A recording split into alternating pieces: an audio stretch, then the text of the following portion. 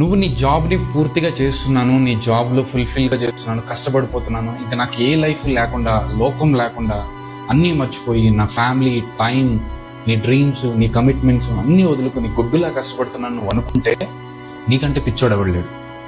ఎందుకనంటే నువ్వు అంత కష్టపడితే నేను అంత వాడుకుంటారు తప్ప, నువ్వు అంత కష్టపడిపోయినందుకు నీకు వాళ్ళు ఏదో సన్మానం చేసేసి ఆ కంపెనీకి నీ పేరు పెట్టేస్తారని అనుకో.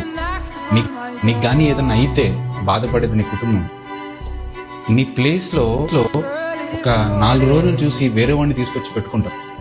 వెంటనే ఒక రిక్రూటింగ్ నోటిఫికేషన్ వెళ్తుంది, ఇంకొకరిని ఎవరన్నా చూస్తారు, వాడికి అవసరమైతే ఓ 10,000 ఎక్స్ట్రా ఇస్తారు, తీసుకొచ్చి వాడిని అక్కడ నుంచోబెట్టి నీ బదులుగా వాడితో వాడి పని చేయించుకుంటారు.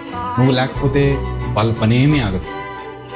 కానీ నువ్వు లేకపోతే బాధపడేది ఎవరో తెలుసా? నీ కుటుంబం. అంత ప్రెషర్ తీసుకో.